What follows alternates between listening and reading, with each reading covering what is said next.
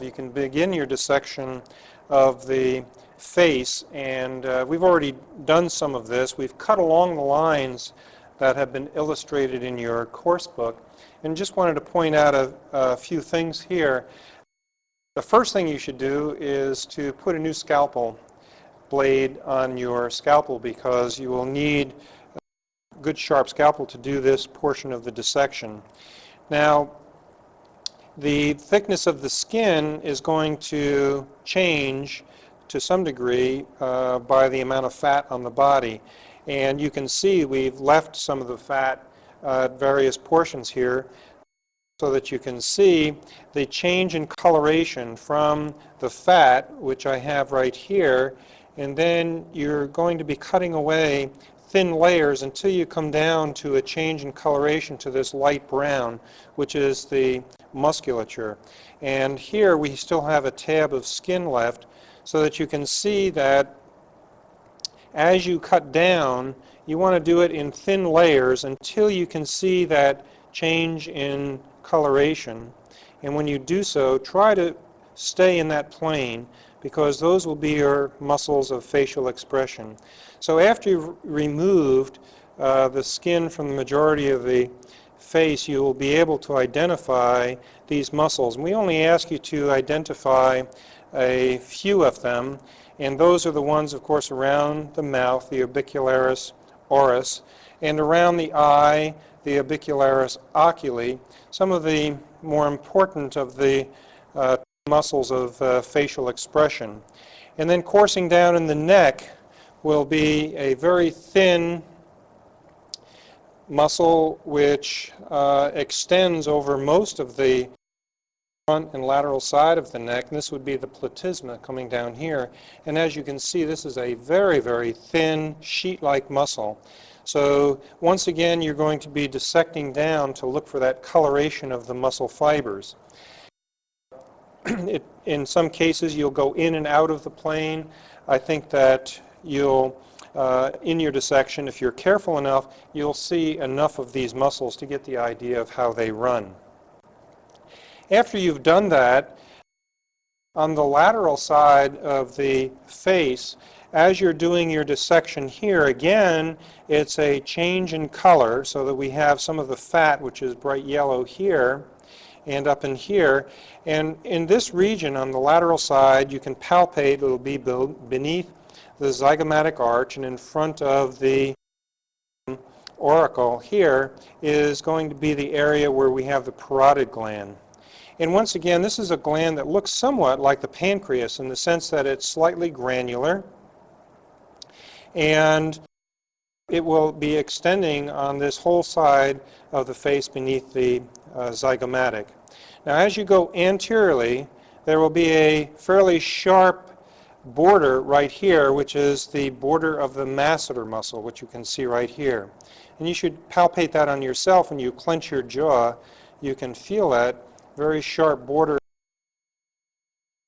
And extending from the parotid gland right here, there will be the parotid duct, which I can just illustrate here. And it extends forward. There's going to be a pad of fat right in here. And you want to carefully dissect away, using a pair of forceps, this pad of fat, which would be just anterior to the masseter muscle.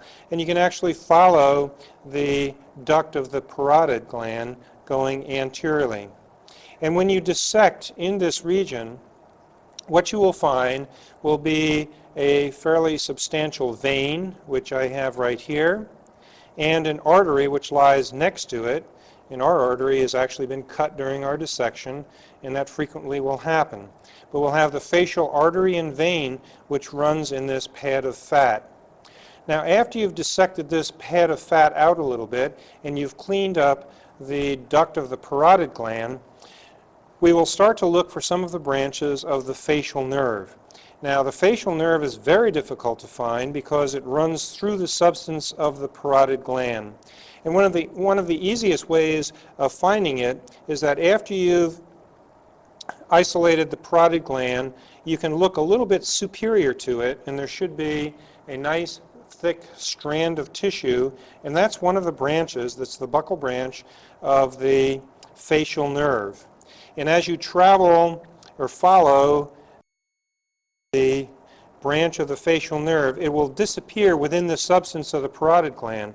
But by following this back, you'll achieve a plane so that you'll be able to cleave the parotid gland so that you'll be able to follow this branch posteriorly. So here's the whole branch right here, and it's going posteriorly, and it will become thicker, and you'll see multiple branches coming off of it, and you'll learn the names of all of these branches right here. So here's one coming up towards the zygomatic area, and follow that back until you find the main stem of the facial nerve. And we've done that, and as we've followed this plane back now, I'm able to illustrate here the main trunk of the facial nerve back in here. Okay? So here's the main trunk of the facial nerve. The next step is to revisit and just take a little more detailed look at the facial artery and the facial vein. The facial artery enters the face by coming up over the mandible, the brim of the bottom edge of the mandible, actually here where you can get a pressure point. And then this is another artery which has a characteristic coiled appearance. You need the coil so if the mouth is opened, the artery would not be torn. And then it traverses this fat pad where it may or may not be cut. It gives off branches on either side of the oral cavity, and then it's just going to continue up. Here is the facial artery right here, and it's going to go up towards the corner of the eye. This artery is accompanied by a very important vein that we'll be discussing in more detail, and that is the facial vein. It has basically a parallel course coming up over the edge of the mandible, traversing this fat pad that you can see right here, and it also goes up towards the angle of the eye. And in fact, these vessels, as they approach the angle of the eye, change their names and are often referred to as the angular artery and vein as they come up towards the edge of the eye, so that you should dissect these out in some detail. Now, the next step is going to be to look at the sensory nerves of the face, and we're just going to show first a skull, and this is a good exercise because during your dissections you should have your skulls available so that you can look at some of the landmarks which are going to be important in the dissection. I've already mentioned palpation of the zygomatic arch, and now in looking at the three branches, sensory branches of the trigeminal nerve, once again, it's important to look at some of the landmarks. And starting down here in the mandible, we're going to look for the mandibular branch, or the mental branch of the mandibular division of the trigeminal nerve, right, coming out of this foramen right here in the mandible. And then just underneath the edge of the orbit, as I tilt this up, you can see this shadow right in here. This is another foramen from which the branch of the maxillary portion of the trigeminal nerve will be exiting, and we'll do this in our dissection. And then finally, there will be on the superior surface of the orbital brim right in here, there will be either a small notch or in fact a foramen that the supraorbital nerve will be coming out. We're going to look for each of these. To look for the mental branch, which comes out of this little mental foramen on the anterior surface of the mandible.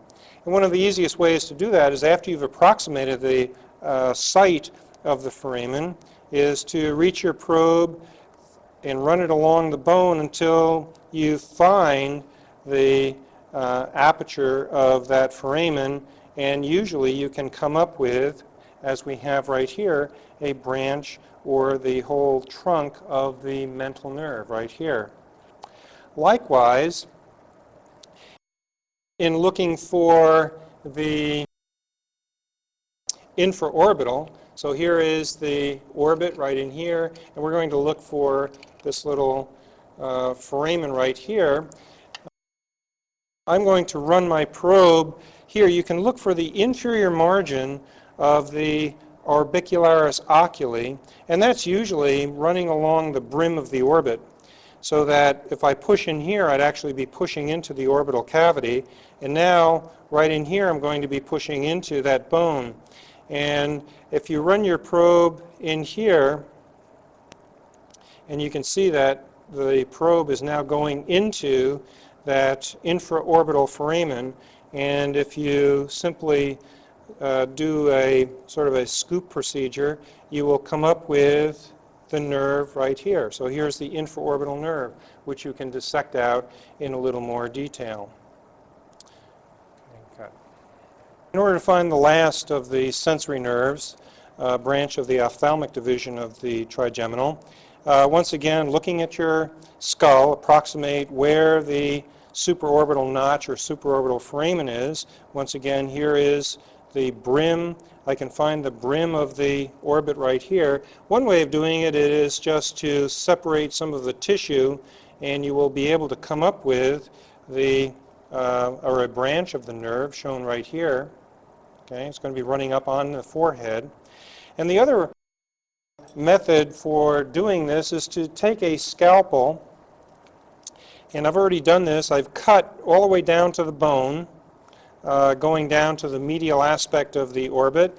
Then I've cut across here so that I could get underneath and pick up all of the soft tissue and pull it forward.